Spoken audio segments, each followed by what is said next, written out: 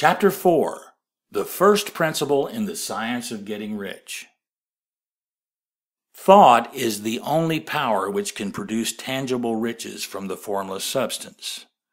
The stuff from which all things are made is a substance which thinks, and a thought of form in this substance produces the form.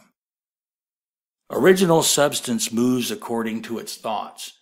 Every form and process you see in nature is the visible expression of the thought in original substance. As the formless stuff thinks of a form, it takes that form.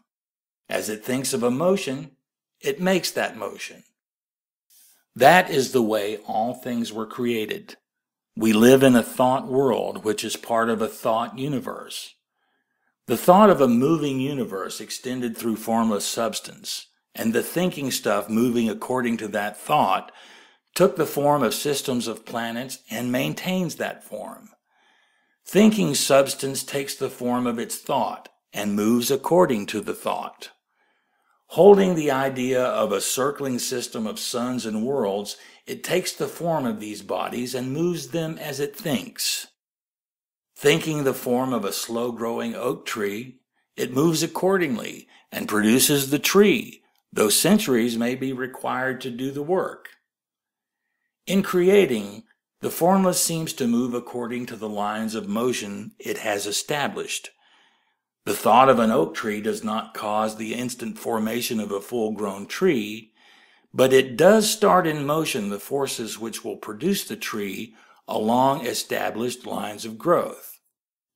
Every thought of form held in thinking substance causes the creation of the form, but always, or at least generally, along the lines of growth and action already established.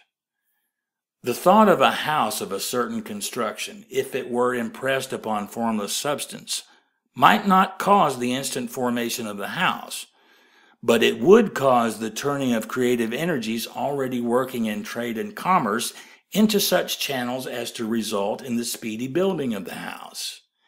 And if there were no existing channels through which the creative energy could work, then the house would be formed directly from primal substance without waiting for the slow processes of the organic and inorganic world. No thought of form can be impressed upon original substance without causing the creation of the form. Man is a thinking center and can originate thought. All the forms that man fashions with his hands must first exist in his thought. He cannot shape a thing until he has thought that thing. And so far, man has confined his efforts wholly to the work of his hands. He has applied manual labor to the world of forms, seeking to change or modify those already existing. He has never thought of trying to cause the creation of new forms by impressing his thoughts upon formless substance. When man has a thought form, he takes material from the forms of nature and makes an image of the form which he has in his mind. He has, so far, made little or no effort to cooperate with formless intelligence, to work, quote, with the Father, unquote. He has not dreamed that he can, quote, do what he seeth the Father doing, unquote. Man reshapes and modifies existing forms by manual labor. He has given no attention to the question whether he may not produce things from formless substance by communicating his thoughts to it. We propose to prove that he may do so, to prove that any man or woman may do so, and to show how. As our first step, we must lay down three fundamental propositions. First, we assert that there is one original formless stuff or substance from which all things are made.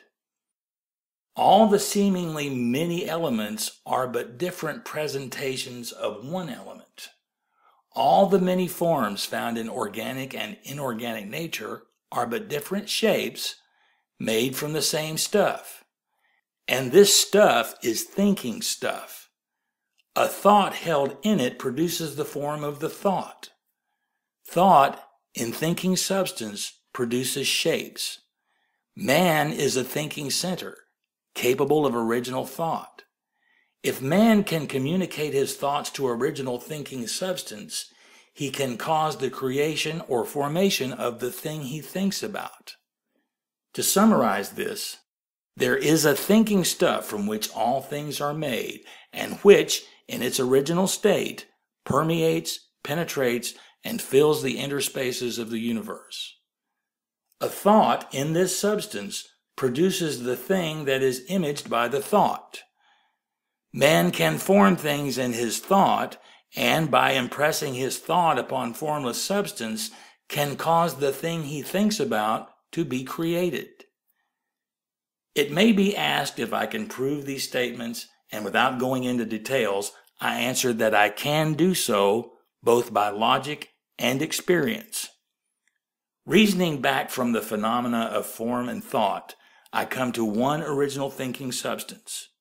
And reasoning forward from this thinking substance, I come to man's power to cause the formation of the thing he thinks about. And by experiment, I find the reasoning true, and this is my strongest proof. If one man who reads this book gets rich by doing what it tells him to do, that is evidence in support of my claim. But if every man who does what it tells him to do gets rich, that is positive proof until someone goes through the process and fails.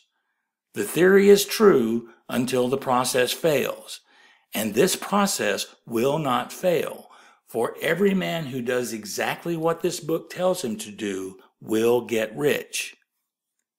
I have said that men get rich by doing things in a certain way, and in order to do so, men must become able to think in a certain way. A man's way of doing things is the direct result of the way he thinks about things. To do things in a way you want to do them, you will have to acquire the ability to think the way you want to think.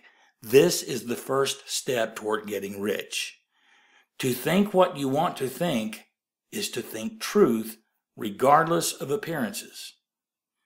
Every man has the natural and inherent power to think what he wants to think, but it requires far more effort to do so than it does to think the thoughts which are suggested by appearances.